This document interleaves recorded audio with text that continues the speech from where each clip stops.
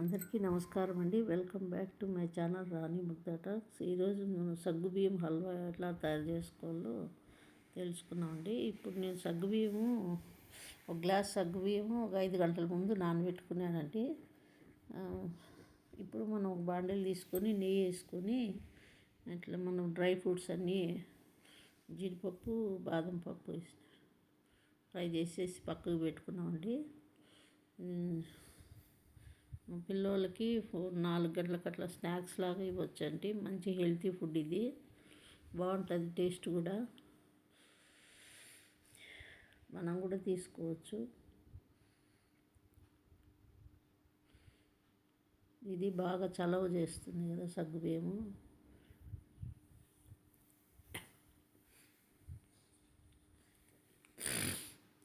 ఈరోజు సండే కాబట్టి అందరూ ఇంట్లో ఉంటారు. ఒకసారి ట్రై చేయండి. మీకు నచ్చితే మళ్ళీ చాలా చేసుకోవచ్చు. నేను ఒక పెద్ద కప్పు వేసానండి. ఇట్లా నానబెడితే బాగా ఉబ్బిపోతాయి. ఒక గ్లాస్ నీళ్ళు వేసుకోండి, సరిపోతుంది. ఫస్ట్ ఒకసారి కడిగేసి మళ్ళీ ఒక గ్లాస్ నీళ్ళు పోసుకొని పెట్టేసేయండి. 5 అవర్స్లో ఆ వాటర్ అంతా ఇంకిపోతుంది. మనం డ్రై ఫ్రూట్స్ తీసుకుని నెయ్యి ఉంటుంది కదా, దాంట్లో ఇట్లా ఒక నిమిషం అట్లా నెయ్యిలో ఫ్రై చేసుకున్నామంటే బాగుంటుంది. ఇప్పుడు మనం ఏం చేద్దామంటే దీనికి పాలు పోసుకోవాలండి.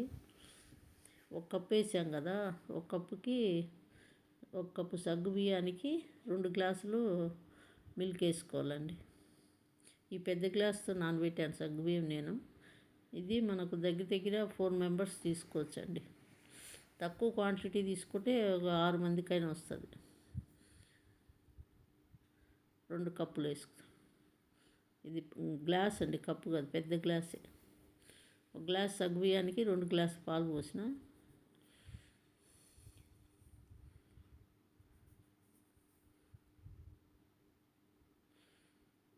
ఇవి పెద్దవి అంత టేస్ట్ అనిపించలేదండి. నేను ఫస్ట్ చిన్న వాటితో చేసిన.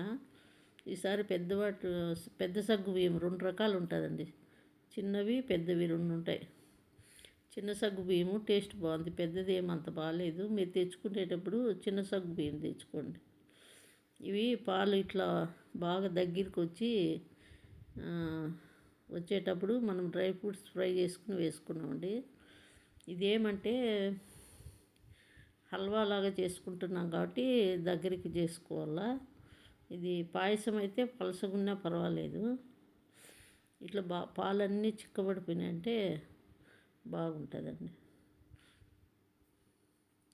మీరు దీంట్లో కావాలంటే ఇంకా కూడా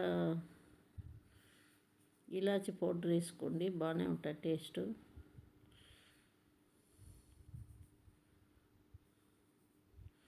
అంటే ఈజీగా కూడా అయిపోతుందండి, తొందరగా. మనం సగ్గుబియ్యం ఒక 5 గంటల ముందు నానబెట్టుకున్నామంటే ఇట్లా సగ్గుబియ్యము డ్రై ఫ్రూట్స్ వేయించుకోవడము, సగ్గుబియ్యం ఫ్రై చేసి పక్కన పెట్టుకోవడం, దాంట్లోనే మిల్క్ వేస్తే సరిపోతుంది. ఎక్కువ టైం తీసుకోదు. మనకు ప్రసాదాలకు కూడా బాగా ఉపయోగపడుతుందండి. తొందరగా ఈజీగా అయిపోతుంది. ఇప్పుడు ఏం చేస్తున్నా అంటే ఏ కప్పుతో తీసుకున్నామో దాంట్లో 1/2 కప్పే వేస్తున్నానండి నేను షుగరు. అంటే తక్కువ తినేవాళ్ళు 1/2 వేసుకోండి. పిల్లలు కొంచెం బాగా స్వీట్ తింటారు మీ ఇంట్లో అనుకుంటే కొంచెం ఎక్కువ వేసుకోండి. అంటే 3/4 కప్పు వేసుకోండి సరిపోతుంది.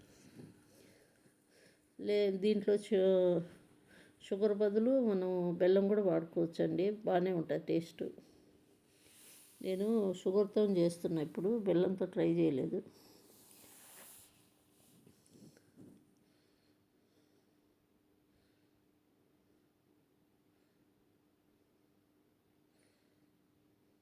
చాలా బాగా వచ్చిందండి. టేస్ట్ మాత్రం సూపర్గా ఉంటుంది. ఒకసారి ట్రై చేసి మీకు ఎలా వచ్చిందో కామెంట్ సెక్షన్లో చెప్పండి. ఈజీ ప్రాసెస్, హెల్తీ ఫుడ్, మంచిదండి. మీరు కూడా ఒకసారి ట్రై చేయండి, ఎట్లుంటుందో తెలుస్తుంది. ఇంకా అయిపోయిందండి, చిక్కగా అయిపోయింది కదా. ఇప్పుడు మనం సర్వీస్ బౌల్ తీసుకున్నామండి. ఇది ఇత్తడిది చాలా బాగుంది కదా, పూజకు వాటికి వాడుకున్నామని తీసుకున్నా. డిమార్ట్లో తీసుకున్నా.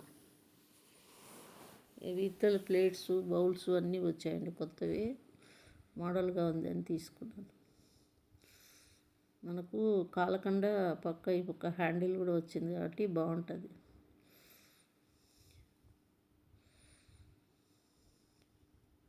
థ్యాంక్ యూ ఫర్ వాచింగ్ అండి. ప్లీజ్ సబ్స్క్రైబ్ మా ఛానల్. లైక్ చేయండి, షేర్ చేయండి. మీకు నచ్చితే మీరు కూడా ఒకసారి ట్రై చేసి మీకు ఎలా వచ్చిందో నాకు కామెంట్ సెక్షన్లో చెప్పండి.